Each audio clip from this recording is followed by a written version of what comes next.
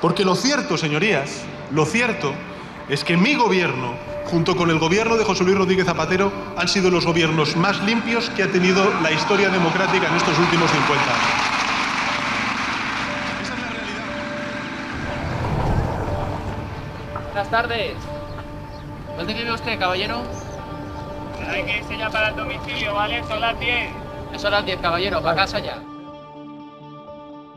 Por eso os pido que animéis a votar a todos los amigos, a todas las amigas, a los familiares y a los conocidos.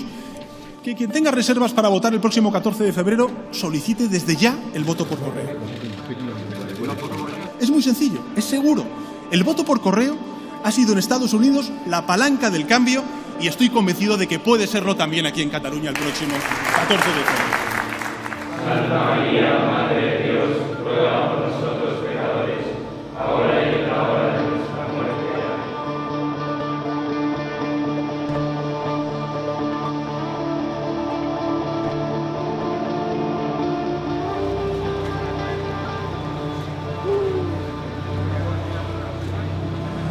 Yo estoy bien, por tanto, yo lo que quiero decir es que estoy bien, que agradezco las muestras de solidaridad.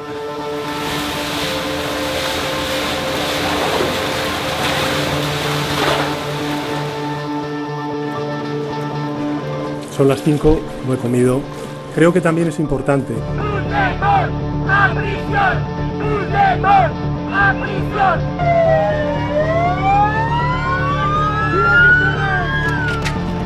En nombre de España y en nombre del interés de España en defensa de la concordia entre españoles, vamos a conceder una amnistía a las personas encauzadas por el proceso.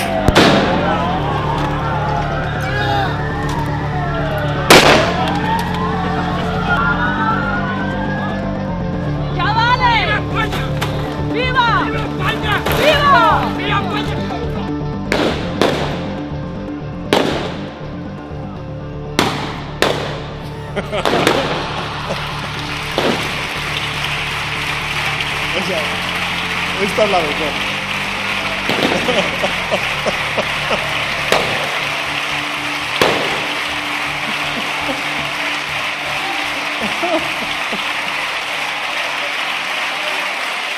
Esta es muy buena.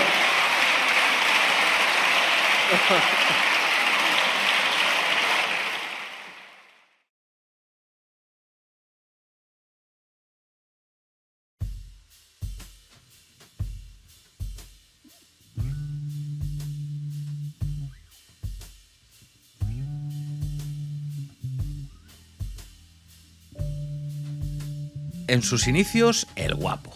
¿Os acordáis de aquel primer gobierno bonito? Perro Sánchez, Doctor Muerte, El Saunas, Corrupto, Mister Yo Estoy Bien o la ya canción del verano que se corea en cualquier evento donde se junten más de 20 españoles.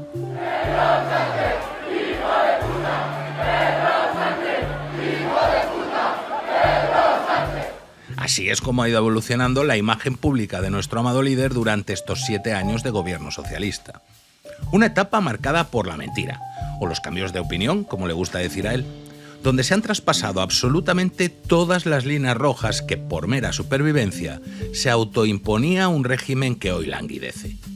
Un tipo que apareció de la nada y que se ha convertido en el hombre más poderoso que ha conocido España en los últimos, como poco, 50 años. Defíneme a Sánchez en 3 palabras.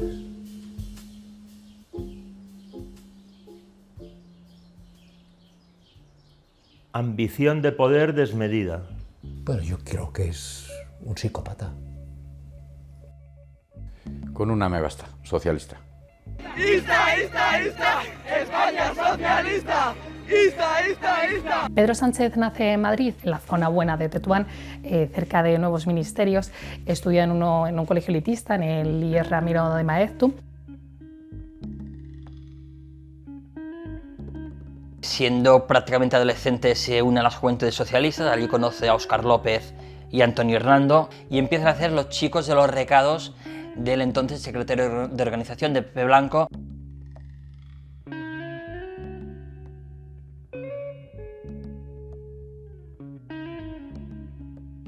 Pepe Blanco les da más confianza, les da más cosas buenas Óscar López y Antonio Hernando, y Pedro Sánchez se queda como el niño tonto. Y ahí empieza ya a tejer como una sensación de que él no puede ser menos que los otros y que él algún día tiene que triunfar.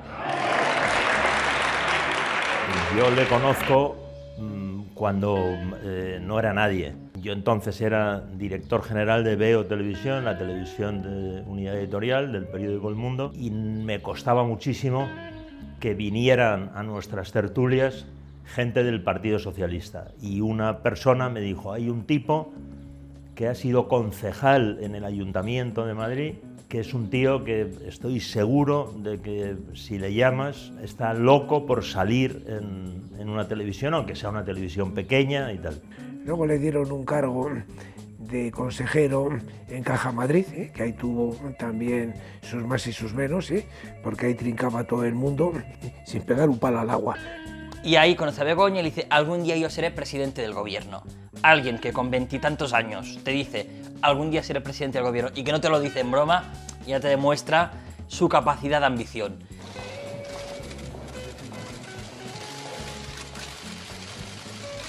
Pedro Sánchez es un absoluto enfermo por el poder. Lo ejerce de forma patológica y además, como lo hace la gente que es especialmente insegura al hacerlo, que es adoptando el defecto de la mitomanía.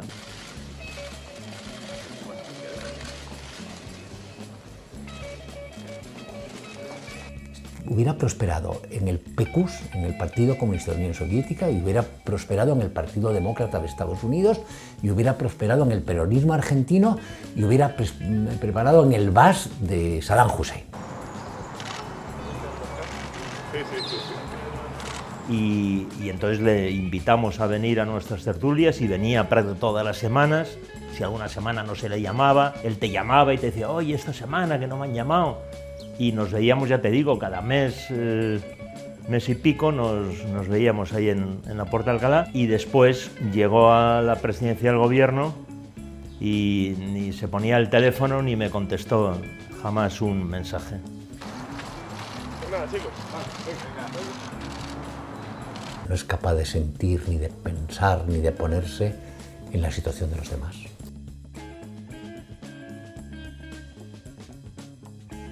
Y yo creo que esa es su gran baza, y resiste, le dan igual las críticas, le dan igual las presiones. Este tipo, que podría ser perfectamente el director de un burdel o de un negocio de saunas, es el presidente del gobierno que va a condicionar la vida de todos nuestros hijos. Siempre ha tenido una obsesión, que es ser el presidente de la Internacional Socialista. Personas de su entorno que le conocen siempre nos han dicho que esta era su máxima expectativa, llegar a liderar a nivel planetario a los socialistas.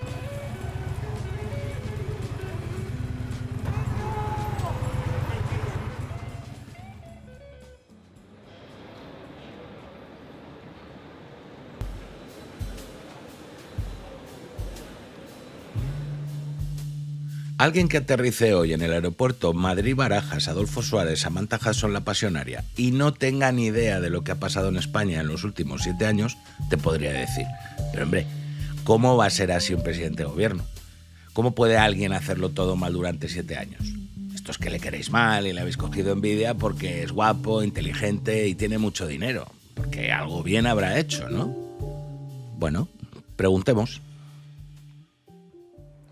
Pedro Sánchez.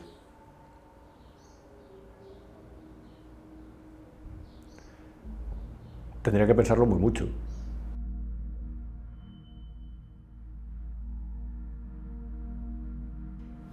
Cambiar el colchón de la Moncloa. Se diría impulsar el movimiento feminista, pero con feministas no como José Luis Ábalos, que denigra a las mujeres y al revés dice que es feminista porque es socialista. Pues he estado pensando mucho sobre esta pregunta. Digo, a ver, ¿dónde puedo sacar algo positivo? Por lo menos para que no fuera todo negativo. Y he sido incapaz de sacar algo positivo. Hay que reconocerle también los avances en materia social. No hay nadie que todo lo haga mal o que todo lo haga bien, pero hay políticos en los que las sombras pesan tanto que opacan a las luces. Fue cuando duplicó la inversión en publicidad institucional y empezaron a meter dinero en influencers también para que trasladaran su versión de los hechos. Ahí se puede decir que tuvieron éxito, porque buscaban la colaboración de la sociedad para algo que implicaba medidas como un estado de alarma, que era evidente que era una figura inconstitucional, como posteriormente demostró el Tribunal Constitucional, y es, por decir, ahí mantuvieron el orden público en un momento complejo con medidas que son, pero eso se puede decir que lo hicieron bien, porque les salió bien la jugada.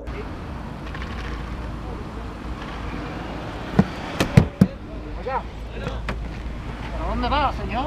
Caballero, ¿dónde va? Le estamos haciendo indicaciones para que pare ahí, no continúe, siga las indicaciones de los agentes.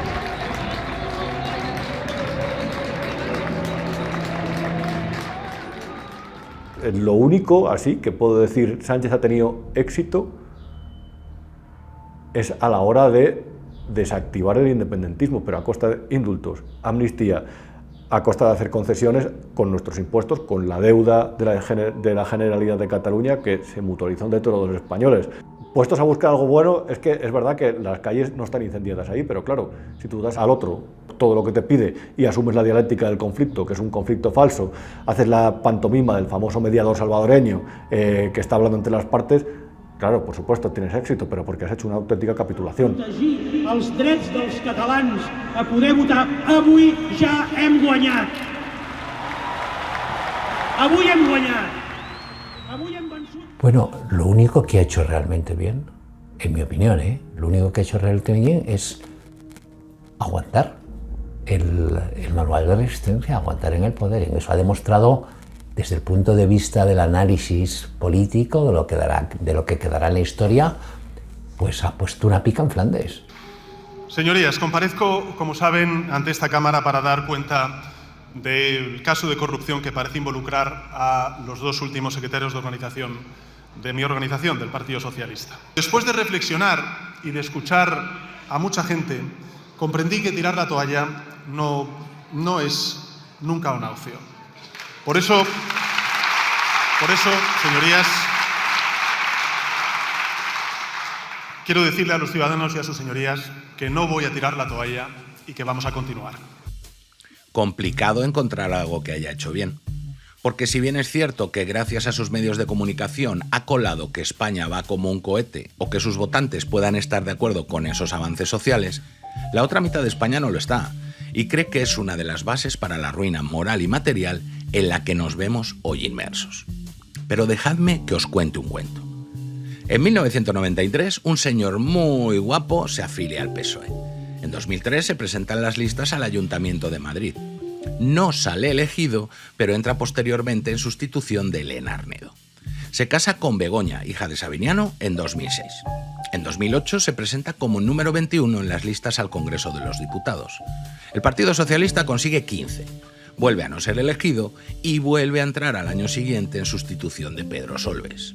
En 2011 se vuelve a presentar, esta vez un 10º en las listas. A ver si adivináis cuántos escaños sacaron por Madrid. Sí, 10. Y será un año después cuando vuelva a entrar sustituyendo, en este caso, a Cristina Narbona. En 2014 llega a la Secretaría General del partido. En sus primeras elecciones ya como candidato a la presidencia del gobierno, logra la friolera de 90 escaños. Pero es que se presenta a la investidura y consigue colgarse la medalla de ser el primero que no la supera. Pero es que luego, cuando se repiten aquellas elecciones debido a su bloqueo para no dejar gobernar a Rajoy, logra 85 escaños, el peor resultado del Partido Socialista Obrero Español de su historia. Lo echan a patadas del partido, pero logra volver. Y a Moncloa llegaría en 2018 por una moción de censura contra el gallego, aprovechando un dudoso párrafo en la sentencia de la Gürtel, donde se nombraba al Partido Popular como beneficiario de corrupción a título lucrativo. La pregunta es clara: ¿cómo es posible que un tipo así haya llegado hasta la Moncloa? Perdona, él cuando no tenía curro estuvo hablando con un par de asesores fiscales para ver cómo metían lo que ganaba su parienta, que lo ganaba porque estaba en el negocio del sueldo de su padre. Ha llegado a hablar hasta con los que le hacían la asesoría, digamos, contable y tal, la declaración de Hacienda, y el problema que tenía ella era cómo justificar los ingresos. Decía que asesoraba, que no sé qué, lo pagaban, ¿no? Porque llevan la contabilidad de la sauna de tu viejo y de tu tío. Estando yo en el ayuntamiento, un amigo íntimo de Sabiniano, Enrique Castaños, el socio de Villarejo, me pide, por favor, que tenía un amigo suyo, que tenía varios locales, y me comentó que había policías municipales de la Junta Municipal de Centro, que sabiendo que no tenían licencia, se aprovechaban de alguna manera yendo a tomar copas. Luego me enteré que eran locales de sauna, tanto de gays como los normales de un puticlub. Su suegro tenía prostíbulos, algo que pues nos explota la cabeza porque ahora mismo el PSOE, su hoja de ruta después del verano va a ser intentar abolir la prostitución, cuando dentro de las filas socialistas hay consumidores de prostitución e incluso su suegro se lucró durante años, o sea, su mujer ha vivido del negocio de la prostitución. Seis, me parece que eran 6. Sauna gays había una solo, en la calle San Bernardo, muy próximo a Gran Vía, hacía casi esquina a Gran Vía, y me acuerdo que aquella sauna se llamaba Adán, la sauna Adán. La familia de Begoña, no solo el padre, sino el tío, era una familia que vivía de la prostitución. Y al cabo de 2 meses, efectivamente, se corrigieron deficiencias de salidas de emergencia, etcétera, y se les dio la licencia correspondiente, pero de una manera legal. Y es cuando Enrique Castaños, que entonces era inspector jefe del Cuerpo Nacional de Policía, me dice, bueno, pues te voy a presentar a la persona que quiera agradecerte. Si hablas con la gente que estaba con él en las primarias, su equipo más directo te lo dice. Dice, las primarias nos fueron muy bien, las primeras, las del 14, solo hubo una cosa que perturbó nuestra campaña, que fue cuando salió lo de las saunas del suegro. Y me dice, ¿cómo te lo puedo agradecer? Y digo, pues mira, de una manera, que trates a las señoritas que tienes, trabajando en tus locales, que las trates lo mejor posible, porque muchas de ellas pues no están ahí por vicio, sino para sacar dinero y luego enviarlo a sus países, porque tienen hijos en sus países, etcétera. Hombre, ¿cómo me dices eso? Si yo soy muy católico, si yo trato a las personas muy bien. Óscar López sabe muy bien cómo fue, era director de campaña de Patxi López, se le hace un encargo, es el hombre de los trapos sucios, Óscar López, lo ha sido tradicionalmente con Pepe Blanco, con Patxi y ahora con Pedro, se va con Villarejo y tienen esa información. Y hay información de ahí que está guardada desde ese día y seguramente sea aún la baza que tienen, por ejemplo, Óscar López o que tiene Patxi López para seguir en el cargo. Háganse la reflexión, ¿alguien cree que Óscar López o Patxi López están ahí por sus méritos? ¿Realmente Óscar López tiene talento para ser ministro? ¿Está haciendo una buena gestión? ¿Realmente Patxi López tiene talento para ser portavoz parlamentario? ¿O están ahí porque Sánchez les debe algún silencio? Porque ahora las cloacas son ustedes. Hoy tendría que estar aquí el señor Óscar López y el señor Patxi López para explicarnos las relaciones con Villarejo para deshacerse de Sánchez. El tema de las saunas y de las grabaciones del comisario Villarejo y de luego pues esos audios que han ido saliendo y esas conversaciones en las cuales se viene incluso a describir cómo a través de esas informaciones vaginales, ¿no? O esas presuntas, por decirlo así, informaciones, pues intentaba chantajear a jueces, fiscales, periodistas, etcétera, etcétera, etcétera. Es la España de la cloaca. ¿Qué pudo utilizar él al revés de la que tenía su suegro para las campañas? Bueno, seguramente alguna cosa debía utilizar porque Pedro tampoco es tonto. En esas épocas el comisario Villarejo se dedicaba a grabar a todo el mundo y las saunas no fueron una excepción. Todo está conectado, todo está conectado. Sin estar presente Sabiniano, me dijo Enrique García Castaños, dice, bueno, aquí sabes que grabamos, y ahí es donde ellos grababan, así me lo dijo textualmente, aquí tenemos grabados a personas muy relevantes que vienen aquí pues a su cosa. ¿Es posible que esa información de las saunas haya sido el trampolín político de Pedro Sánchez? Si me lo hubieras preguntado hace 2 años y medio, te habría dicho, hombre, tú también es que eres un poco conspiranoico y se te va un poco la pinza.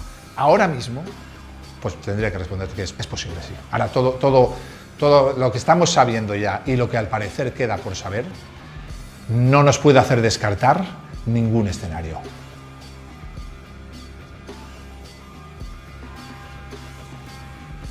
Claro, es que la Fiscalía te está pidiendo 9 años de prisión.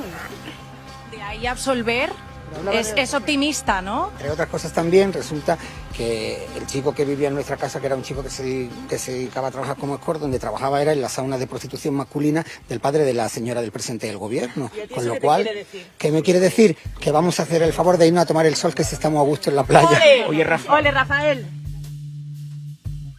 Espera un momento. ¿Que el presidente del gobierno más feminista de la historia del universo se ha podido lucrar de 5 prostíbulos y una sauna gay propiedad de su suegro, y además en esos establecimientos Villarejo y El Gordo grababan a personalidades influyentes para después ser chantajeados? Si Sánchez no ha ido alcanzando el poder de manera normal, es inevitable hacerse la pregunta, porque lo de ganar elecciones, o al menos sin dudas, no es lo suyo. ¿Ha utilizado las grabaciones de la sauna Adán para su ascenso político?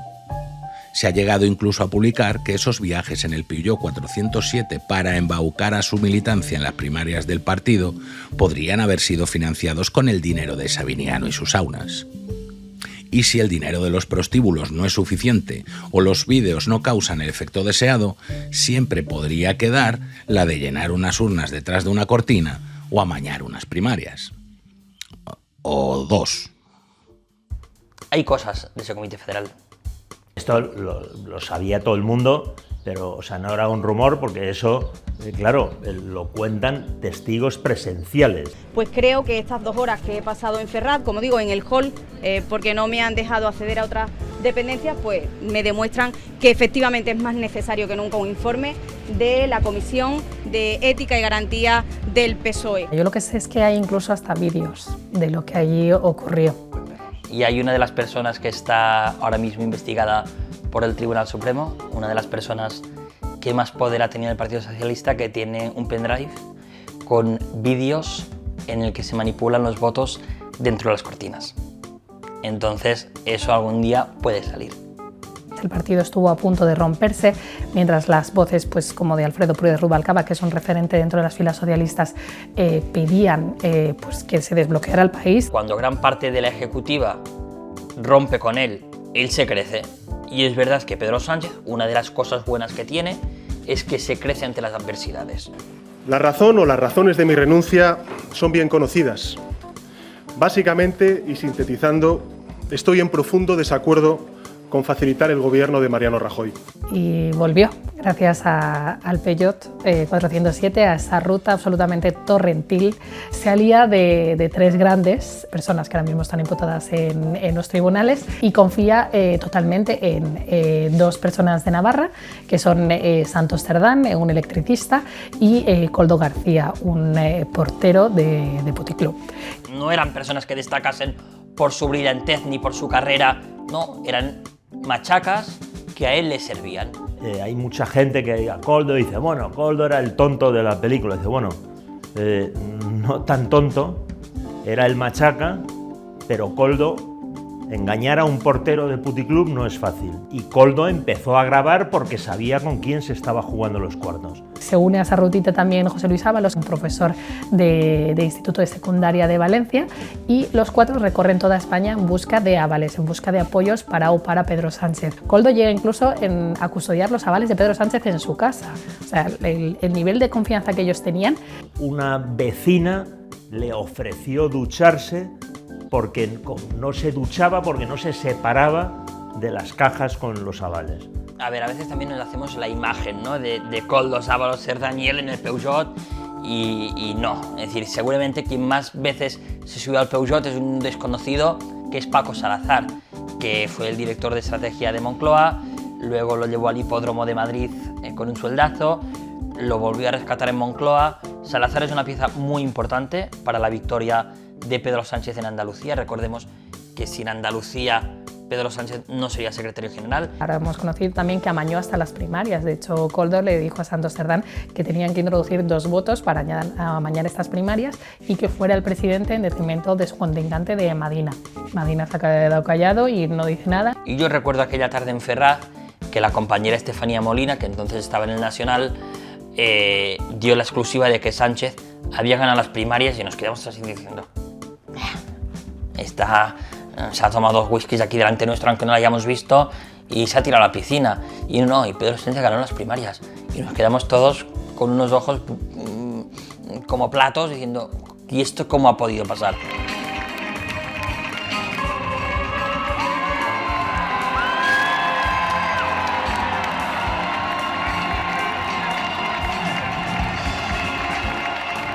Yo personalmente, conocida la trayectoria de Pedro Sánchez, no descartaría que se hubiera producido una alteración de las elecciones con el voto por correo. No lo descartaría en absoluto. Es decir, el problema no es las ganas, el problema son las fuerzas, como casi todo en la vida. Es decir, estos ganas no les faltan. El que roba una joyería puede robar un banco.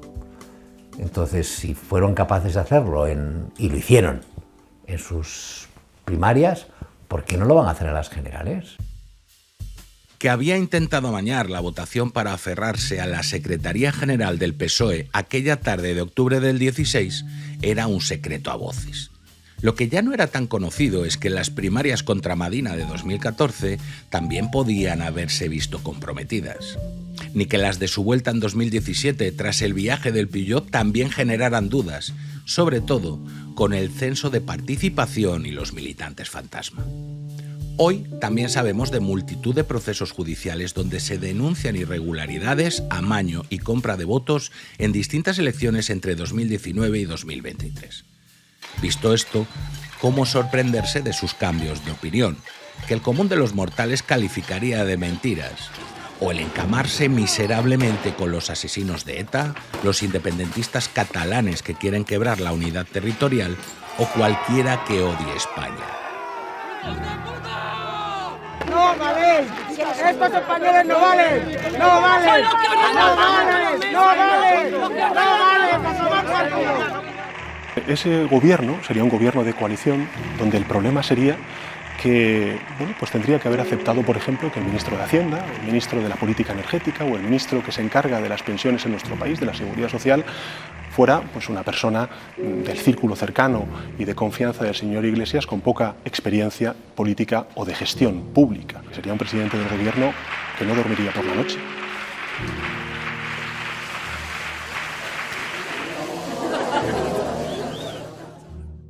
Hasta las elecciones del 28 de abril, yo creo. Ahí es cuando hace un poco el cambio de chip y cuando cambia por completo, le ha gustado eso del poder y ya renuncia a todo a cambio de estar en el poder. La primera renuncia es el pacto con Podemos. No voy a dormir si tengo a Podemos en el gobierno. Bueno, pues lo tuvo y dormía bien, porque se le había descansado. Merche Izpurúa, hoy portavoz parlamentaria de H. Bildu, fue antes periodista, profesión de la que fue apartada durante un año por una condena por enaltecimiento del terrorismo. Si quieres lo digo 5 veces o 20 durante la entrevista. Con Bildu no vamos a pactar. Con Bildu, se lo repito, no vamos a pactar. Él, con este discurso de que viene la extrema derecha y un gobierno progresista, pacta con los herederos de ETA y con un interlocutor que era un especialista en secuestrar a la gente, como Arnaldo Otegi, y que por las tardes obligaba a los secuestrados les daba un revólver y a que jugaran a la ruleta rusa. Él decide convertir a Arnaldo Otegi en un hombre de paz.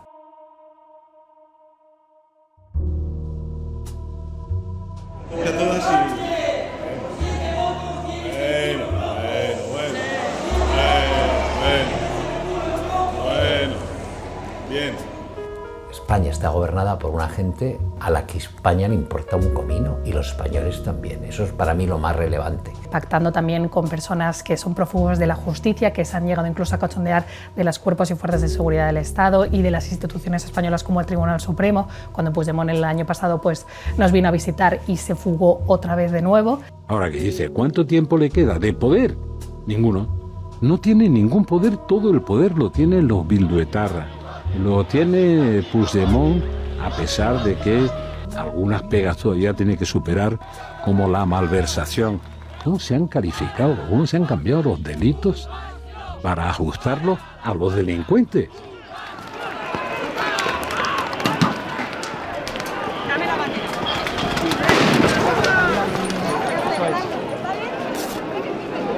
¿Dónde tiene la brecha?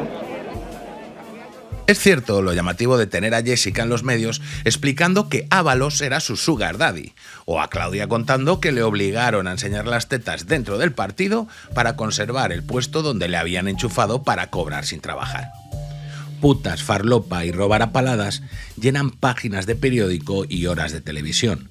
Es lógico, porque eso vende. Pero la corrupción verdaderamente grave va mucho más allá.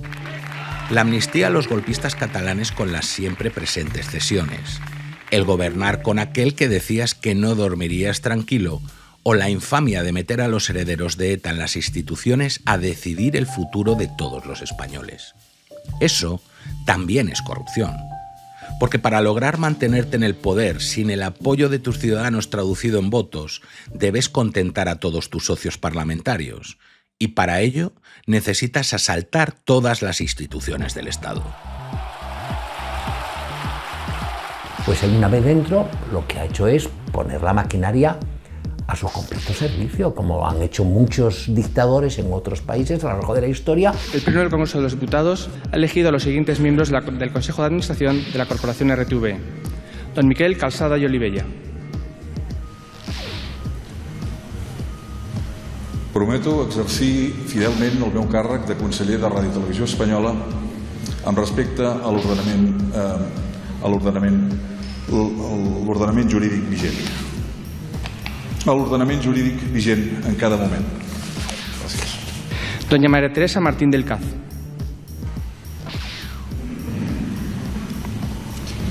Prometo desempeñar fielmente el cargo de consejera del Consejo de Administración de la Corporación Radio Televisión Española.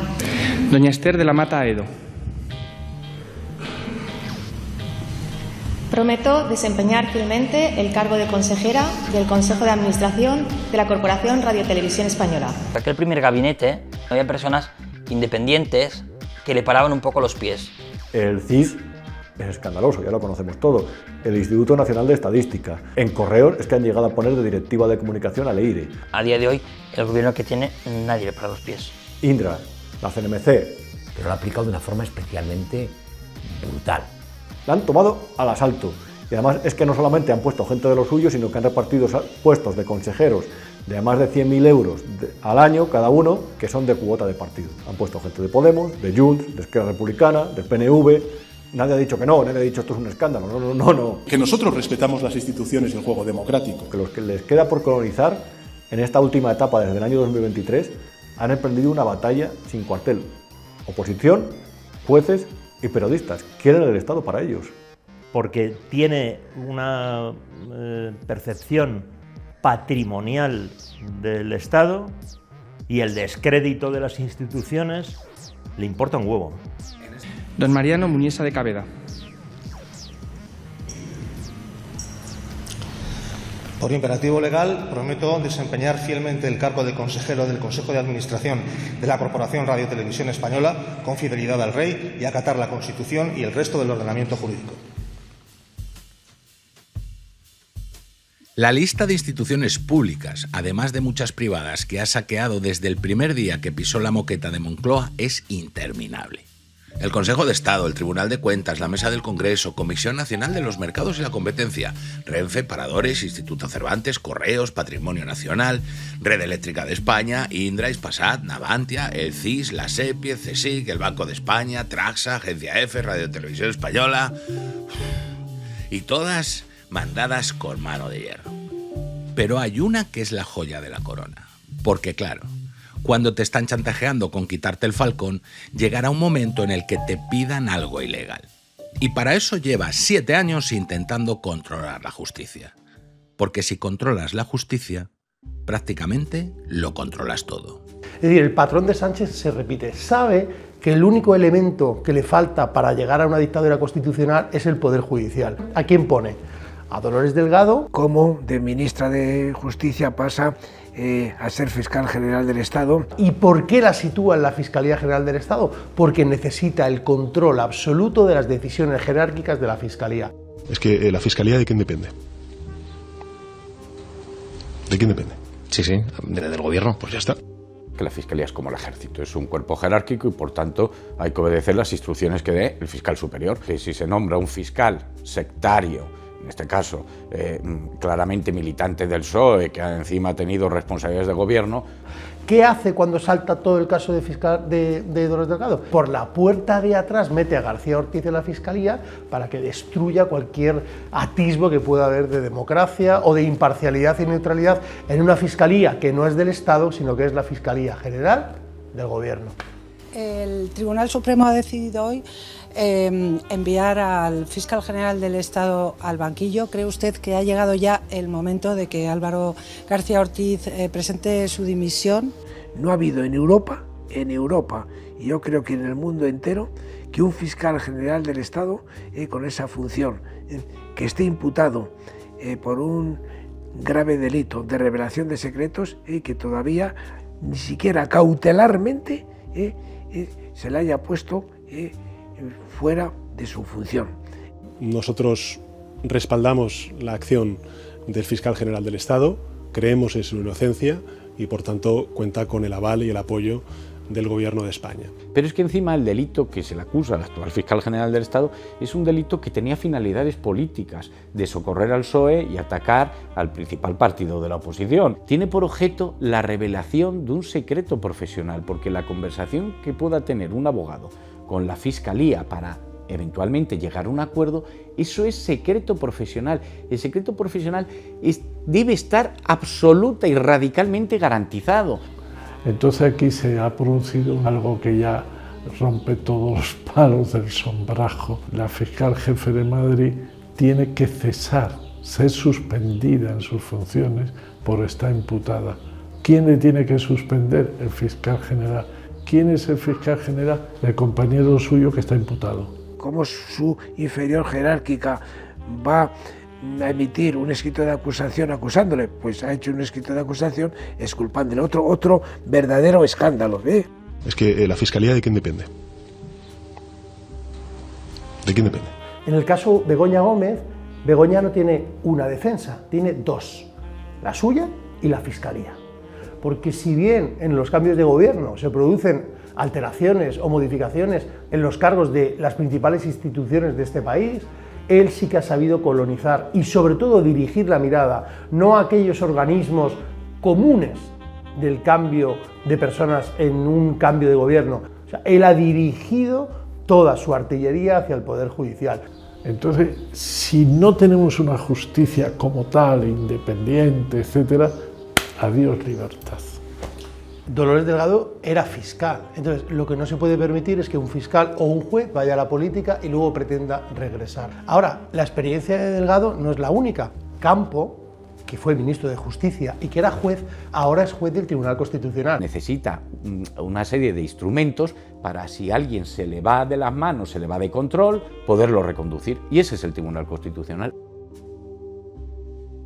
Cándido tiene un sesgo ideológico clarísimo, lo ha tenido toda su vida y ahí está haciendo unas cosas que yo no entiendo, porque es un hombre que podía haber pasado a la historia jurídica de España como un gran jurista y va a pasar o está pasando de una forma desastrosa.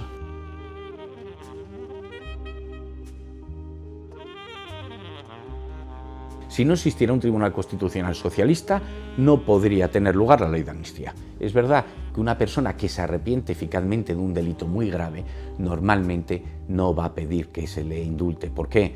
porque si de verdad se arrepiente de lo que ha hecho, comprende que debe pagar de alguna manera. Claro, aquí se está indultando a gente que ni hay propósito de enmienda, ni hay arrepentimiento, ni hay devolución de lo que se han llevado, ni hay colaboración con la justicia. Aquí no hay nada de eso. Aquí simplemente es un regalo porque tú eres de los míos o porque no eres de los míos, pero me interesa el voto de los tuyos. Le da el visto bueno Pedro Sánchez para llevarla al Congreso de los Diputados.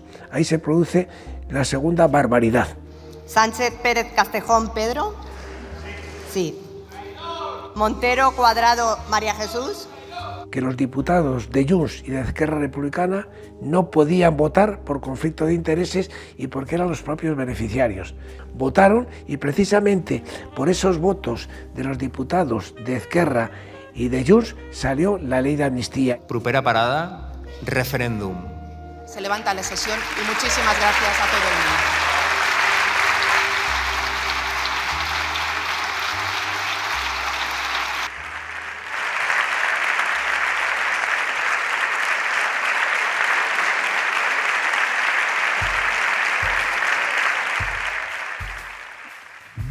El fiscal general del Estado que coloca tras no poder meter a Dolores Delgado, imputado.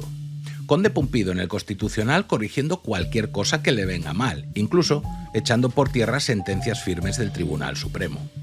La Junta Electoral Central, Indra y Correos para quién sabe si echar mano de un puñadito de votos que le falten en un momento de dificultad. Pero no lo tiene todo.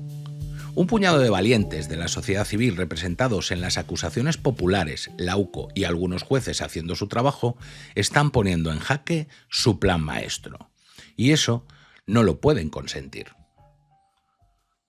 El PSOE puede tener un plan muy bien trazado, y un plan de conquista que puede llegar a esclavizar y hacer lacayos a todos. Pero ¿qué es lo que ocurre? Que a veces surgen elementos, el factor humano. Un hombre, un valiente, un grupo de valientes. Bien, y esto es lo que está ocurriendo actualmente con dos elementos claves. La UCO, que ha mantenido un gran rigor a la hora de hacer sus análisis, sus estudios, sus investigaciones, y por otro lado están las acusaciones populares. Los principales casos de corrupción en España han sido denunciados por acusaciones populares. ¿Qué es lo que tenemos que hacer, según Sánchez? Eliminar las acusaciones populares. Ley Bolaños. Lo que hago es que yo les dejo denunciar, pero no les dejo en la instrucción. Y que la instrucción la lleven a cabo simple y llanamente los fiscales, con lo cual ya no va a ser el juez. Entonces, si el fiscal no quiere instruir, no se puede montar causa judicial. Los procedimientos se archivarán y se van a sobreseer. Y porque la Fiscalía va a pasar a ser ese juez de instructor del que van a depender la Policía Judicial de la Guardia Civil y la Policía Judicial de la Policía Nacional. Pero otro punto, por si se les escapa algo, pues introducen un cuarto turno dentro de la judicatura con unas pruebas objetivas muy poco objetivas, porque son pruebas subjetivas. Que se va a generar una escuela política judicial, porque va a ser una escuela política judicial, para meter a todos esos jueces que ellos decidan o fiscales que tienen que estar dentro de la carrera. Ya estaría. Que verdaderamente nos convertiríamos en un país totalmente alejado de un sistema democrático. Pero la democracia hoy la sostienen 3 o 4 periodistas, la UCO y un puñado de jueces. Si acaban con eso, olvidaros de democracia. Estaremos no cerca de Venezuela, como se suele decir, estaremos en Venezuela.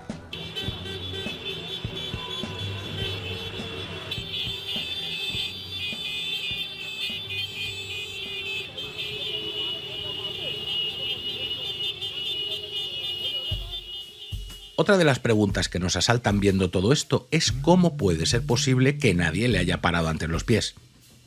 Parte básica de esa fiscalización del poder la debe asumir la prensa. Y salvo honrosas excepciones de algunos periodistas, el silencio de los otros, de los vendidos, le permitió tener una primera legislatura muy cómoda, donde hacerse con el control de casi todo el aparato del Estado, aunque nos hubieran cerrado en casa 2 veces de manera ilegal. Por mucho y grave que haya hecho, si nadie te lo cuenta, simplemente no existe. Y en ese sentido, los medios de comunicación son fundamentales para un funcionamiento democrático óptimo. La separación de poderes es básica, y no la hay.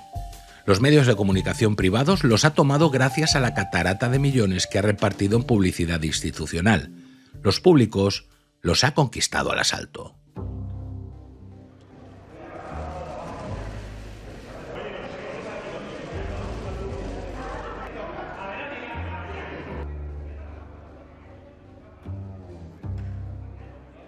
Vamos a empezar con un enfoque original. Mientras Pablo Iglesias tenía un programa en la televisión, Hispan Televisión, financiada de Irán como órgano de propaganda en el exterior, hablaba de despolitizar Radio Televisión Española. Es que suena coña, pero es que es así. Intentaron formar un consejo de administración provisional, con gente tan despolitizada como Cristina Fallarás, Ana Pardo de Vera, perfiles de ese típico, apolíticos, ya sabemos. Reclutaron a Rosa María Mateo, que no se enteraba de nada, ella mismo lo dijo, yo estaba en el jardín jugando con mis nietos y me dijeron, oye, ¿quieres venir aquí? Y dije, vale. Se elaboró un plan para prever la posibilidad de que una o varias de las sedes de Radio Televisión Española afrontasen un episodio de contagio importante. Porque la llamaban para 3 meses, se pasó 3 años y ellos tomaron el control. No hay precedente, y eso que todos los gobiernos, todos sin excepción, han controlado la radiotelevisión pública, pero la obscenidad de este gobierno es insuperable. Han hecho con la televisión pública lo que ellos querían, que era colocar a sus creadores de opinión para adoctrinar a la gente, y no es justo lo que se está haciendo con la televisión pública, que es de todos y que pagamos todos, silenciando a los verdaderos profesionales, no dejándoles hablar, amordazándoles y metiéndoles a personas del entretenimiento que lo único que hacen es hacer un retroceso en los medios de comunicación y bajar el nivel intelectual de los espectadores, que en realidad es la población de este país. ¿Qué significa, según su etimología griega, la palabra dinosaurio? Reptil gigante. No es correcto. Eso, lo que no llega al público a través de información, llega a través del entretenimiento. No te dejan tranquilo ni cuando tú te crees que te están hablando de otra cosa. El periodismo en su conjunto está en un momento de profunda crisis, sobre todo económica. ¿Qué es lo que ocurre? Para pagar la nómina en el país necesitan que el gobierno les ponga la manguera.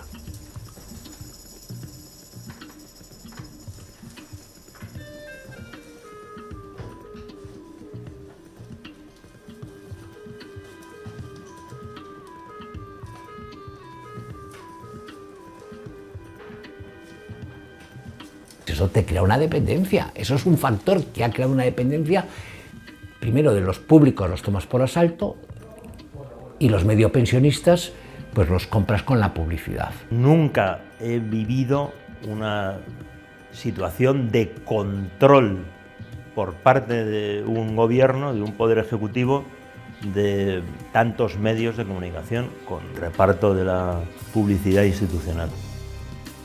Siempre que te pones a su mensaje para contar realmente lo que hay, ya te empiezan a sacar cantares. Cuando surgió lo de Begoña Gómez, nos hicieron un manifiesto en contra de nosotros porque éramos golpistas. Y mi primer proyecto, el más importante, el que creo que tenemos entre manos como corporación pública, es trabajar para sanar la democracia. 300 millones de euros reparte RTV entre productoras audiovisuales cada año. Ahí está la clave. Cómo se premian con tertulias televisivas en medios afines a personas que apoyan al gobierno, y a los otros se nos intenta silenciar, se nos hace una persecución, se nos intenta restar credibilidad e incluso llegar a vetarnos en los medios en los que ellos tienen mano. ¿Podríamos hacerte una pregunta? ¿Cómo llevas tener que estar defendiendo un gobierno cercado por corrupción? ¿Qué haces? ¿Pero qué haces? ¿Cómo llevas tener que defender un gobierno cercado por tantos casos de...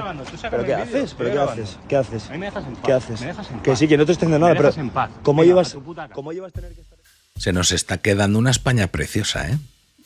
Y eso, que todavía no hemos entrado a analizar ninguno de los tantísimos casos de corrupción que tienen ahora mismo a Sánchez acorralado. Corrupción. Para la mayoría de los españoles, meter la mano en la caja y llevárselo calentito. Pero no. No solo eso es corrupción. Corrupción es la amnistía. Corrupción es no mandar al ejército a Valencia mientras la gente se ahogaba para perjudicar a tu rival político. Corrupción es hacer lo que te ordene Marruecos, porque quizás pueda tener información lograda gracias a un software israelí que le robó datos a los móviles del presidente, del ministro del Interior y de la pájara de defensa. Corrupción es adoptar medidas dictadas por terceros países o entidades supranacionales a sabiendas de que no es lo mejor para tu nación ni para los ciudadanos a los que te debes. Y como la lista también empieza a ser interminable, vamos a hacerlo fácil y sencillo. Empezamos con la corrupción en política exterior.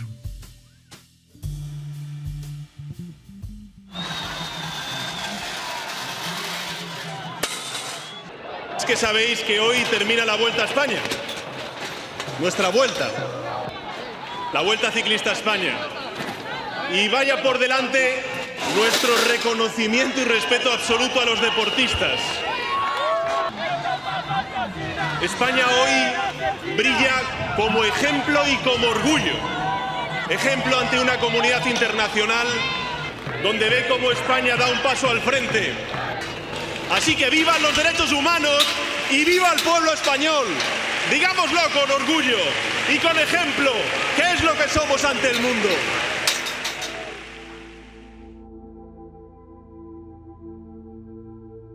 Si a ti quienes te felicitan se llaman Hamás, se llaman los talibanes y se llama Maduro, pues te lo tienes que hacer mirar. Lo más grave es la corrupción de los líderes por parte de potencias internacionales. Eso elimina el concepto de soberanía. Antonio Hernando, de secretario de Estado de Telecomunicaciones, a las órdenes de Óscar López. Óscar López es un hombre de Pepiño Blanco.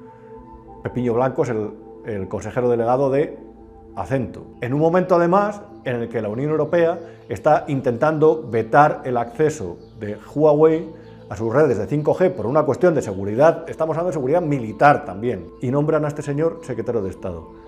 La vicepresidenta de Huawei España era Tisha James, que es la pareja de José Manuel Álvarez. ¿Sabéis dónde está Tisha James? De consejera de Hispasat. Reitero, seguridad militar.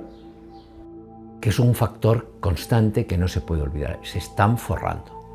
Y ahí se están forrando los actuales y los que gobernaron en tiempo de Zapatero. Desde el año 2015, el Departamento de Seguridad de Moncloa recomienda que todos los transportes y la movilidad de quien ostenta la presidencia del gobierno se hagan por medios aéreos.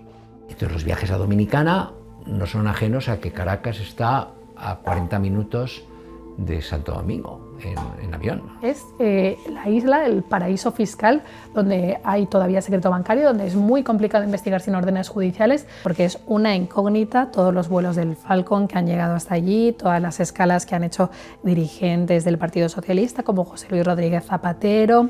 Cuando yo llego a República Dominicana, lo que me encuentro ahí, aparte de encontrarme a todos los condenados del caso Malaya que están haciendo inversiones ahí después de haber salido de la cárcel y tal, pues yo ahí también lo que me encuentro es a José Bono, a concejales, a diputados del Partido Socialista, a Felipe González, a gente que le han dado la nacionalidad, los gobiernos de ahí, dirigentes españoles. Eso a mí me consta que José Luis Ábalos quería jubilarse en República Dominicana. La fortuna que ha acumulado alguien como Pepe Blanco, como Pepiño Blanco, la que está acumulando alguien como Zapatero o la que tiene Bono, solo es explicable por el sistema este de comisiones, de mordidas en mercados exteriores. Es decir, y dentro de los suministradores de dinero ha sido clave el sanguinario, el torturador, el dictatorial régimen chavista.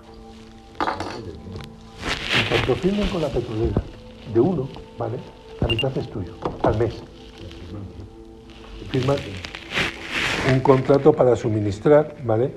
Un petrolero, ¿vale? Todos los meses llevando bruto, ¿vale?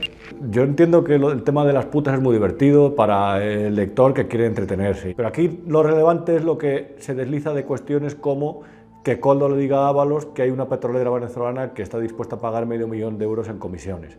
Lo grave es PDVSA, lo grave es que hace el Grupo de Puebla, como se ha ido introduciendo poco a poco en España.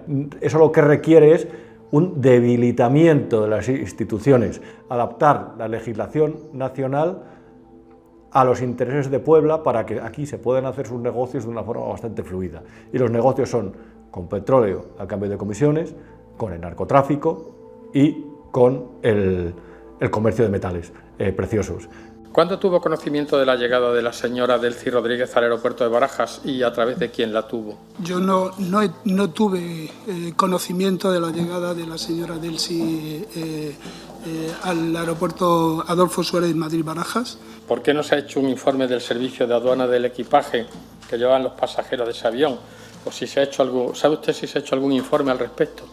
Lo desconozco porque AENA, como gestor aeroportuario, no tiene ningún tipo de competencia en cuanto al control de fronteras ni al control de aduanas. ¿Quién lo tiene? El control de fronteras y el control de aduanas es competencia del Ministerio del Interior, en el caso del control de fronteras a través de la Policía Nacional y en el caso de las aduanas a través de la Guardia Civil.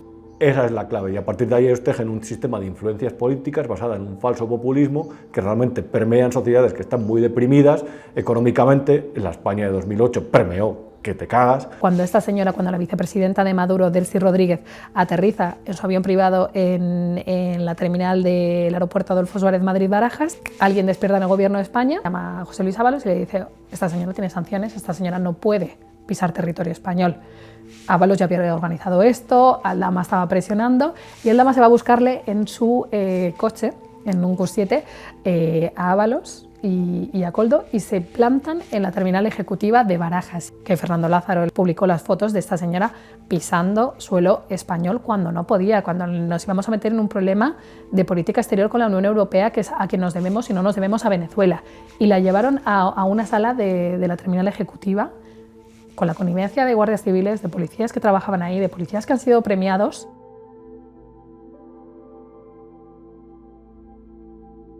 Y esto se conecta a la causa de Begoña Gómez, porque Begoña Gómez y Víctor de Aldama tienen un nexo en común, que es Javier Hidalgo, hijo de Pepe Hidalgo, presidente de Europa, y que ahora mismo controla la compañía de aquella manera. Entonces, Air Europa, durante la etapa de Ábalos, tiene graves problemas. La compañía, la aerolínea española, iba a tener que despedir a toda la plantilla, había que rescatarla y la tenía que rescatar la SEPI, es decir, el gobierno. Y gracias a Begoña Gómez, gracias a la intermediación de Víctor de Aldama, al que llegan a hacer consejero de Air Europa, gracias a que Javier Hidalgo coloca en Guacalúa, que es un chiringuito que monta la aerolínea para colocar a Begoña, como le da trabajo a Begoña Gómez, pues al final Air Europa termina siendo rescatada. Air Europa tenía una deuda con Venezuela y que esa deuda se la han encontrado lingotes de oro en contratos de Delcy Rodríguez con Víctor de Aldama, pues ahí se conectan las tres. Se le está olvidando hablar inglés y francés porque Delcy se ha convertido en una estrella de la televisión y del cine español. Delcy Gay se llama la novela de Delcy en España, la mujer más famosa de España, Delcy Rodríguez. El futuro de España depende de Delcy. Las maletas de Delcy, aquella no os acordabais, ¿eh? Es lo que tiene tapar un escándalo con otro mayor. Cuando estéis viendo este documental, posiblemente el escándalo de turno será el que España le haya contratado las vigilancias policiales y judiciales a Huawei y que Estados Unidos nos haya tirado de las orejas o algo peor. Porque la realidad de la política exterior española durante estos 7 años es el acercamiento de Sánchez a Hamás, a Hezbollah, al régimen iraní y a la Venezuela de Maduro. Para el servilismo con Mohamed VI y la viral pregunta de qué le debe el PSOE a Marruecos, igual alguna decisión inexplicable de Marlaska podría tener la respuesta. Porque la corrupción en el Ministerio del Interior también tiene sus cositas. Grande Marlaska es un tipo que tenía mucha imagen como juez, porque cualquier juez de la Audiencia Nacional en España tiene una imagen muy elevada debido a los temas que trata la Audiencia Nacional. Realmente conocerle le conocimos cuando apareció en política. ¿Y la realidad que nos escupe a la cara? Pues el mayor incremento de la criminalidad violenta de toda la democracia. En homicidios, en agresiones sexuales a mujeres sobre todo, que es el crimen violento que más ha crecido de toda la democracia. Cuando intentan arrancarnos la vocación. E intentan arrancarla cuando un desalmado sobrepasa con su lancha de mayor potencia a la barquichula de 6 guardias civiles. Cuando los narcos embisten sin miramientos el Z de otros compañeros que les impiden la huida. Cuando un hombre o mujer intenta abrir la cabeza con un hacha a un policía, o con un cuchillo, o un palo, o agredirle, o escupirle, y no pasa nada. Más bien, se idea la forma de quitarnos más autoridad todavía para dársela al criminal. No sea que ellos también se enfaden. Marlaska tenía lo que parece lógico en el Ministerio del Interior es nombrar a gente que sepa de qué va el Ministerio del Interior y la policía. Y el gobierno le coloca una secretaria de Estado que viene del Ministerio de Igualdad. Mi compromiso personal y político está tejido con el hilo de la justicia social. Sin justicia social no es posible la igualdad y sin igualdad no es posible una sociedad verdaderamente democrática. La igualdad para las mujeres es todavía un horizonte por alcanzar. Y para alcanzar la igualdad y la libertad de las mujeres necesitamos garantizar la seguridad de una vida sin violencia. Sabe del Ministerio del Interior lo mismo que yo de energía atómica, cero. Ahora se ha cargado ya, a la UDEF se la ha cargado ya el ministro, Grande Marlaska. La anterior, digamos, gran unidad investigadora, que era la UDEF, tocó a Pujol, que era un tipo muy poderoso en aquel momento, que condicionaba gobiernos no solo en Cataluña, también en nacional. Entonces las élites de poder políticos se dieron cuenta, si toca a este, nos puede tocar a todos. Si hay peligro, hay que cercenarlo. Cercenaron y ocuparon la UDEF. ¿Tú has vuelto a oír hablar de la UDEF? Nunca, ¿verdad? Bueno. Tenemos un país que parece gobernado por la CUP, o gobernado por Podemos, o incluso por algún partido más a la izquierda de Podemos. La Policía Nacional y la Guardia Civil a día de hoy en Cataluña son anecdóticas. Es decir, no se respetan a las fuerzas y cuerpos de seguridad del Estado.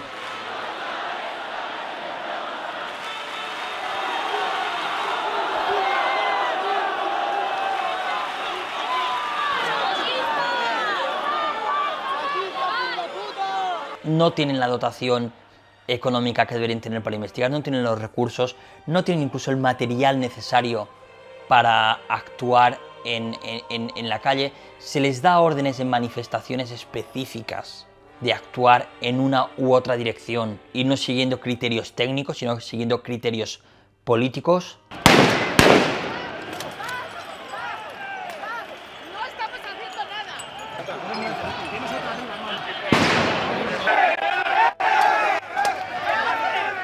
¡Pegáis mujeres! ¡Pegáis mujeres! ¡Habéis pegado a una mujer!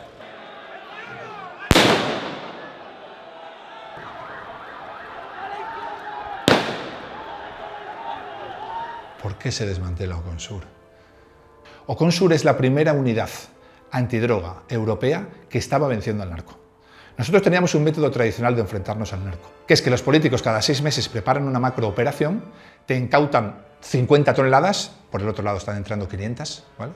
Pero ellos ya tienen una rueda de prensa, unas estadísticas, el delegado del gobierno, el director general, el ministro, las medallas que se reparten, los mandos policiales que reciben esas medallas porque han estado al frente de las operaciones. Al final es un negocio redondo, no hay mucho riesgo, no hay mucho coste, solo hay recompensa política. 10, 12 detenidos, petaqueros, lancheros, ayudantes. Pero yo creía que no sabíamos que eran ustedes. Perdonadnos, por favor. Si soy policía no tenemos ningún problema. Los verdaderos narcos, en sus apartamentos de París y en sus chalets de Miami, se reían de nosotros. Y aparece Oconsur. Dicen, no, esto no se hace así. Aquí hay que ir por los delitos conexos, hay que ir por donde acaba el dinero, hay que seguir el rastro de la capacidad económica de esta gente y hay que llegar a la cabeza de la hidra. Esto nos va a llevar años, pero vamos a poder conseguirlo. Empezaba a tener resultados. Y cuando estábamos a punto de llegar a la cabeza de la hidra, llegó Marlaska y disolvió la unidad. Cómo se cargó Oconsur con un problema tan formidable como es el problema del narco en la línea y Algeciras y alrededores. Es una decisión insólita, pero es que todo es insólito en relación con esta gente. Porque es evidente que lo hace a conciencia, pero sabe el coste en imagen que supone para él. Entonces, para revertir ese coste, Marlaska se va a Cádiz y nos vende el cuarto plan contra el narco. Da una rueda de prensa, dice que estamos ganando la batalla, dice que tenemos medios materiales suficientes y personal humano suficiente. Al día siguiente de esto, aparecen narcos haciendo trompos en el puerto de Barbate. Era reírse del ministro, no se podía consentir, evidentemente. Y entonces es cuando empieza esta cadena de decisiones, que siempre nace en el nivel político, que acaba en un coronel, en un general que llama a los funcionarios, compañeros que están en el propio puerto, y les dice aquello de salid ahí y haced lo que podáis, a tipos que habían jurado servir hasta morir. Con esa mierda, por lo que tienen, claro, lo que tienen aquí. ¿Qué tienen? No tienen otra cosa. O sea, que le vale, que le vale, que le vale. Hostia. Si te matan a 2 guardias civiles, te los hacen picadillo en Barbate, tú esperas una reacción, primero, mucho más honorable de la Guardia Civil. Ahí no ha asumido responsabilidad ninguna. La única que tuvo huevos en toda esa historia fue la viuda de uno de los asesinados, la única. Más ella que todo el cuerpo junto. Tienen aquí un cachondeo, de talancha de mentira. ¡A la Piolín! ¡A la Piolín! Mira, lo comió. Se estaban riendo de ellos.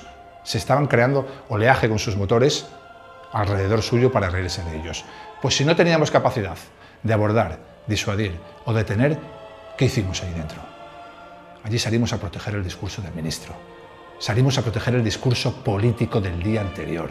Eso fue lo único que salimos a hacer allí.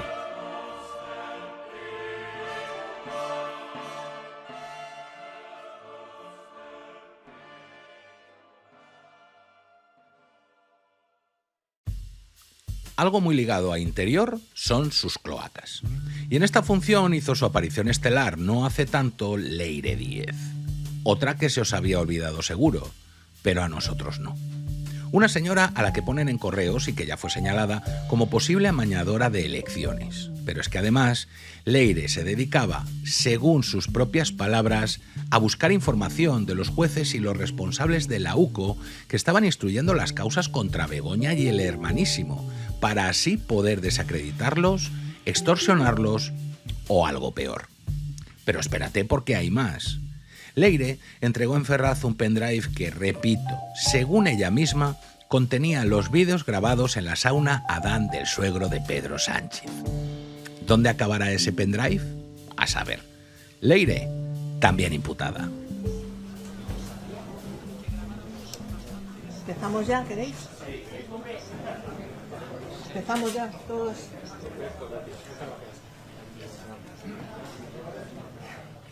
Leire va cada semana a la sede de Ferraz a reunirse, a tener reuniones con el Partido Socialista para proporcionarle la información que ya ha ido recabando durante toda la semana. Incluso ha llegado a viajar fuera de Madrid para intentar obtener información sobre los jueces que investigaban al entorno del presidente del gobierno, los jueces que investigaban al Partido Socialista e incluso ha tratado de recabar información sobre altos cargos y mandos de la Guardia Civil que investigaban la corrupción del PSOE, como el coronel Antonio Balas, que jamás debería haber perdido el anonimato, ella lo quería muerto, como otras personas que también han investigado esta corrupción. Esas grabaciones en efecto son para extorsionar a jueces que están investigando casos de corrupción del PSOE, pero también sirven para extorsionar al propio PSOE.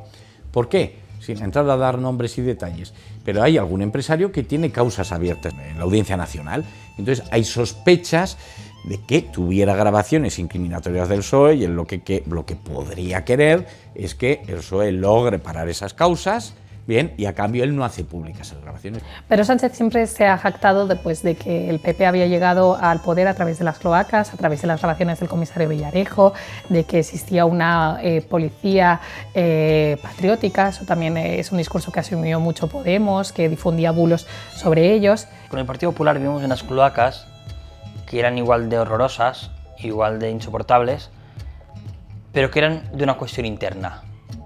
Ahora se están utilizando los resortes del Estado para ir contra la oposición. Son cosas completamente distintas. Y no solo contra la oposición, porque también se ha ido contra los socios. Es decir, ahora estamos viendo prácticas más similares a las de países como Venezuela o Rusia que a las de un país democrático. Y con eso no estoy acusando a nadie, es un hecho. Ese tipo de fontaneros te pueden destrozar un país, te lo minan por dentro. ¿Por qué? Porque al final la capacidad que tienen de coaccionar a instituciones que son de cierta relevancia y a personas que ocupan cargos en la administración, en la cúspide de pirámide de la administración, que toman decisiones que afectan a la vida común de todos los españoles, es muy alta. Y el problema de España hoy en día es que no hay Estado. No existe el Estado, solo hay gobierno.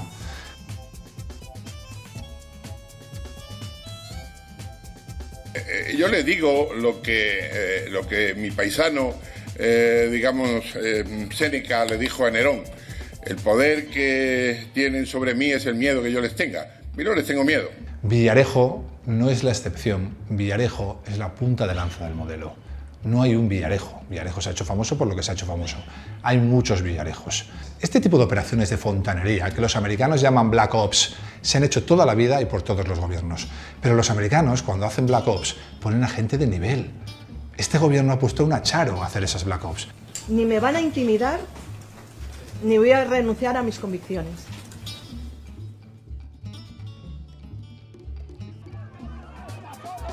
Excalibur no está solo, Excalibur no está solo, Excalibur no está solo, Excalibur no está solo. Venga, que ya vamos con lo que estabais esperando. Lo más reciente. Putas, farlopa, dinero, muchísimo dinero, tráfico de influencias, la corrupción de toda la vida, la de todos los gobiernos. Bueno, lo de las putas y la farlopa es marca PSOE, pero ya me entendéis. En los 2 últimos años se han ido instruyendo varias causas judiciales que trascienden de Sánchez y que tienen como protagonistas a muchos miembros del Partido Socialista. Vamos a empezar por el principio, por los suyos, David y Begoña. Porque todo esto tiene un objetivo político evidente. Solo tienen que fijarse en la lista de denunciantes. Y por esta razón, y aconsejada por mi letrado, me voy a acoger a mi derecho a no responder a sus preguntas. A Begoña Gómez se la nombra catedrática de una cátedra extraordinaria sin tener título habilitante ninguno, en el sentido que no es ni siquiera licenciada. La han nombrado catedrática de la Universidad Complutense gracias a quien es su marido, porque ella recibe en Moncloa al rector de la universidad. Financia esa cátedra a través de grandes empresas a las que llega por ser la esposa de Pedro Sánchez. Bueno, pues ahí hay tráfico de influencias, si pudiera haber algún tipo de prevaricación o irregularidad en el nombramiento, pero a continuación, con esos medios económicos, se acuerda, bien, pues elaborar un software, un programa informático. Se hace con un contrato también público, saca licitación 60.000 euros para financiar este software. Y ese programa informático que han elaborado estas empresas en acuerdos firmados con la Universidad Complutense, bien, lo inscribe Begoña Gómez a su propio nombre, es decir, puede haber apropiación indebida. También consigue contratos en Air Europa, aerolínea descartada por el gobierno. También consigue que se le coloque en el Instituto de Empresa en un puesto privilegiado. El Instituto de Empresa es una universidad privada, pero que pues tiene muchos lazos con el poder. I'm Begoña Gómez, I'm Director of the Africa Center, where we want to collaborate with the new generation. Holding a view to giving them opportunities, we will allow them to become more sustainable. ¿El presidente tuvo conocimiento de lo que hacía su mujer o no? Esta es la cuestión fundamental. Si tuvo conocimiento, participó.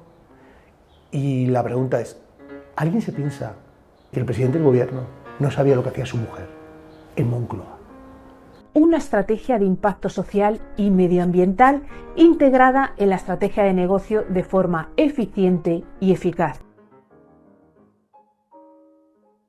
El presidente del gobierno tiene un hermano que se llama David Sánchez, que es músico, que llega a España y que misteriosamente no lo decimos nosotros, sino que lo dice la juez. En la Diputación de Badajoz, controlada por el PSOE, le crea un puesto ad hoc para ser el jefe de la Oficina de Artes Escénicas, un puesto de nueva creación, remunerado como alto cargo con 46.000 euros anuales, y este señor accede a este puesto, cobra, pero no va a trabajar. Y David, ¿me puede usted explicar, por favor, porque ayer nadie pudo hacer lo que es la Oficina de Artes Escénicas? Disculpe. La Oficina de Artes Escénicas. Sí. ¿Qué es?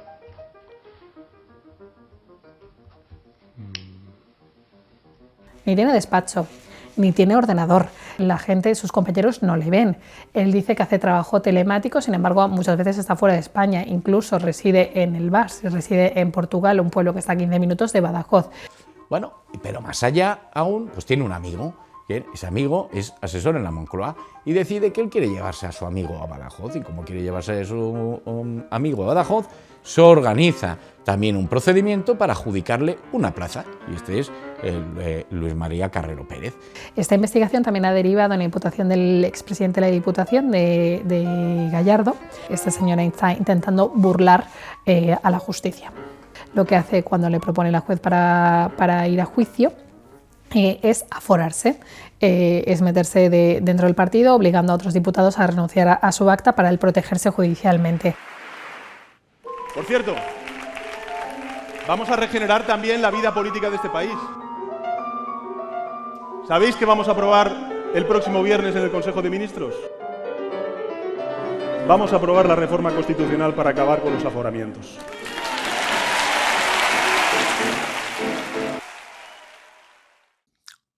Alucinante cómo Sánchez es capaz de mover todos los hilos.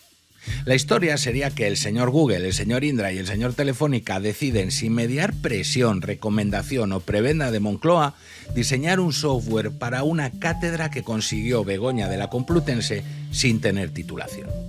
No sé, suena a estafa privó. Y al hermano también. Llega a trabajar, bueno, trabajar igual no, llega a cobrar de la Diputación de Badajoz sin aptitudes para el cargo que le dan. Y cuando les pillan, el presidente de la Diputación que le da ese cargo se salta a tropecientos que estaban antes que él para entrar en el gobierno regional y así poder aforarse. A mí me lo van a tener que explicar muy despacito eso de que Sánchez no sabía nada. Como hay que explicar muy despacito todo el chorreo de corrupción que viene a continuación. El Tito Berni, el caso mediador ya no se sabe nada, ha quedado como algo lejano, ¿no? No ha llegado a donde tenía que llegar, se ha quedado en un escalón intermedio y entonces es como, bueno, el Tito Berni pues era uno que pasaba por ahí. Hombre, no. Es un diputado que se llama Bernardo Fuentes Curbelo, alias Tito Berni, diputado del Congreso, el cual empieza pues, a consumir prostitución, cocaína, empieza a darle contratos públicos a personas de su entorno, se hace con un guardia civil, el general Espinosa Fuentes, que le ayuda también a adjudicarse estos contratos, al cual le soborna. Bueno, el Tito Berni ha acabado con un caja fuerte del inspector jefe que investiga, donde al parecer se le roban las pruebas de la comisaría y donde se le va a interponer una pena de 1 año. ¿Quién ha descapitalizado la UDEF? Si lo hubiera llevado a la Guardia Civil y no se hubieran perdido las pruebas, ¿se le estaría ahora mismo procesando por 1 año o por 10? El famoso caso Koldo se inicia en el Juzgado Central de Instrucción número 2.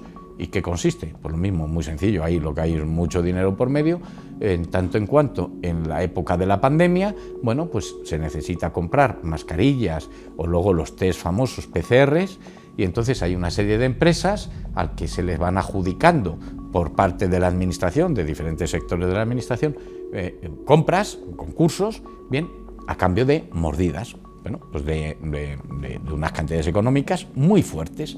De ese asunto se deriva otro, que es el caso Ábalos, que está en el Supremo. ¿Por qué? Porque al final se ve la implicación de Ábalos en todo este negocio de las mascarillas y el Tribunal Supremo pues inicia una serie de investigaciones, bueno, con colaboración lógicamente de la UCO, y de ahí se desprende muchísimo más, pues que tenía amigas, bueno, pues que metía en la administración, se le hacían contratos, no iban a trabajar, pero claro, se empieza a ver, bueno, pues que cobra en chalés, o que cobra en pisos, o que cobra de diferentes maneras.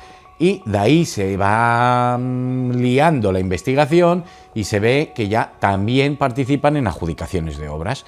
Y por ese medio de adjudicaciones de obras, pues aparece otro, el que sucedió a Ábalos en la Secretaría General del Partido Socialista, que es Santos Cerdán. Pues Santos Cerdán también cobraba comisiones por adjudicaciones de obras. Hoy voy a hablar de Super Santos Cerdán. Es una persona que me ha acompañado desde siempre, tiene toda mi confianza y es uno de mis más estrechos colaboradores. Los secretarios generales provinciales, los secretarios generales y tal, con el único que pueden hablar para poder decirle algo a Pedro es Santos. Es verdad que hace lo que le manda Pedro, punto. Muchas gracias. Aldama.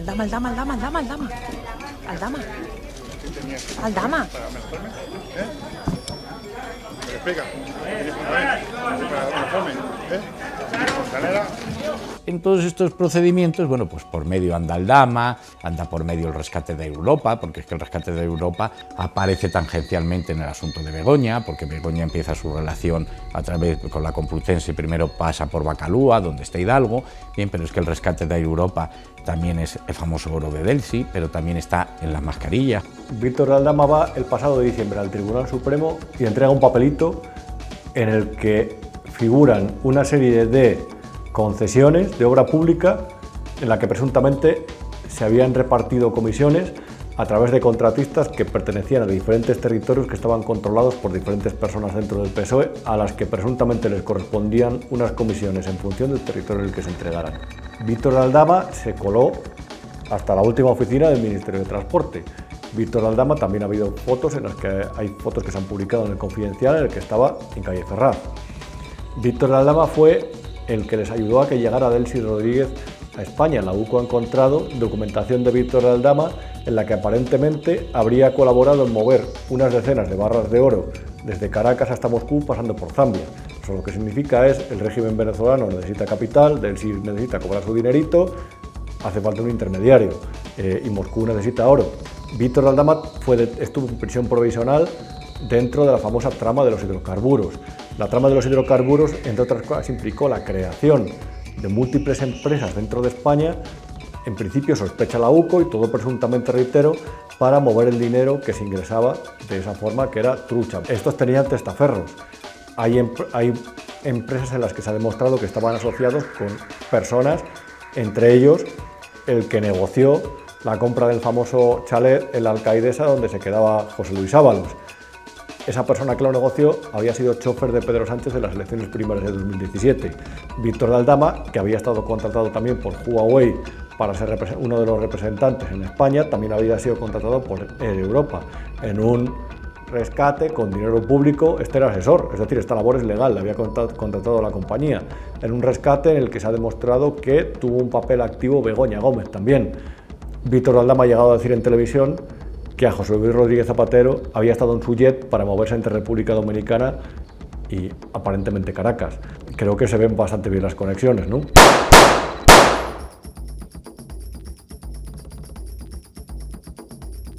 Caso de hidrocarburos, que está en el juzgado central número 5, hay acto huir, además, son varias las acusaciones populares, llevamos la defensa de todas las acusaciones populares. ¿Qué es lo que sucede ahí? Otro tanto de lo mismo, anda mucho dinero por medio.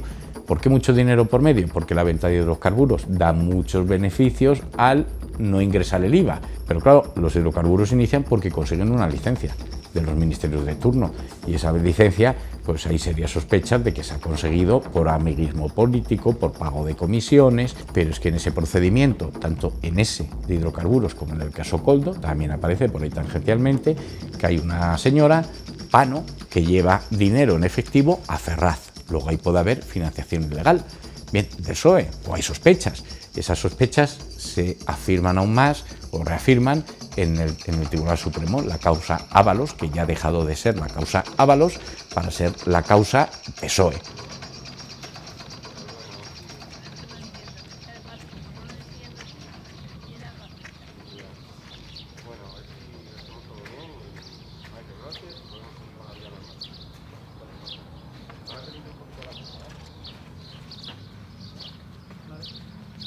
Ha llegado el momento de recapitular e intentar explicar tremenda trama.